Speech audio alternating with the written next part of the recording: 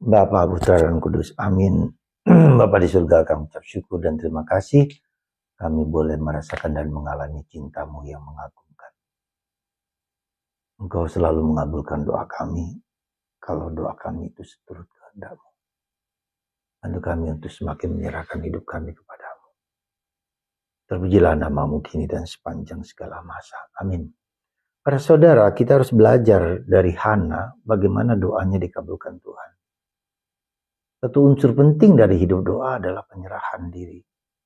Mempersembahkan, membicarakan, menyampaikan apa yang menjadi keluhan masalah dalam hidup kita bersama.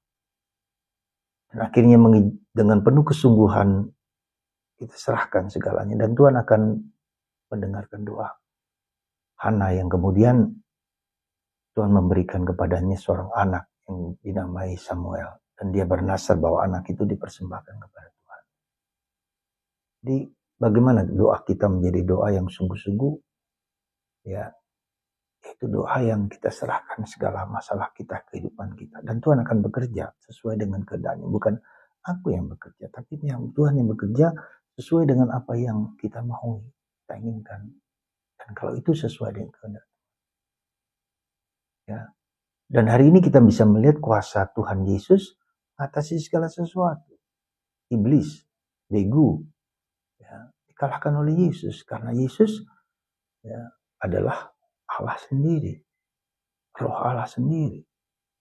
Yang penuh kuasa. Meskipun begu atau iblis tahu siapa Yesus.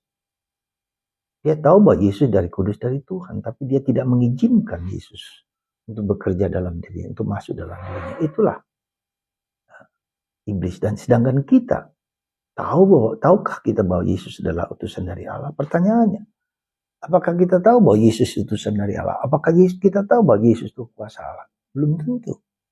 Kita sendiri seringkali tidak tahu, dan karena itu seringkali kita tidak berdoa.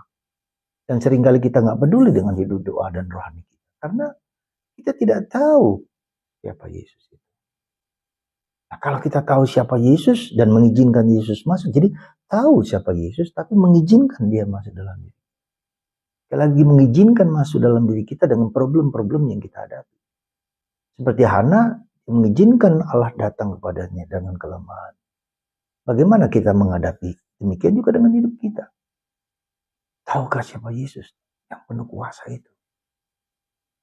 Apapun juga berkuasa bertekuk lutut di bawah kaki Yesus.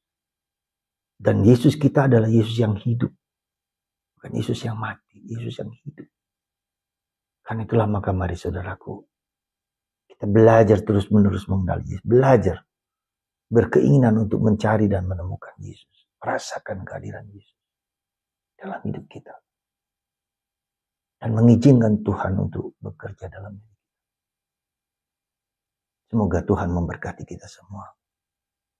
Semoga Tuhan juga mengizinkan kita untuk mencari Yesus, menemukan Yesus, berusaha dan merasakan. Dan untuk itu, apakah saya takjub kagum pada Yesus? Coba pertanyaan saya, apakah Anda takjub pada Yesus? Apakah Anda kagum pada Yesus? Dan kekaguman itu membuat kita untuk bertekuk lutut di baptis, untuk mencari Yesus. Semoga Tuhan memberkati Anda, dan hari ini, apakah aku takjub pada Yesus? Apakah aku merasakan kata-kata Yesus, sabda Allah itu menjadi sabda Allah, bukan sabdaku, bukan sabda kitab suci, tapi sabda, bukan sabda diriku, sabda kitab suci, tapi sabda Allah yang berbicara di dalam kitab suci. Semoga kita merasakan itu. Semoga Roh Kudus memberkati Anda semua, mengilhami Anda dan menginspirasi Anda untuk mencari Yesus di atas segala sesuatu. Kagum akan Yesus. Berkat Tuhan, Bapa, Putra,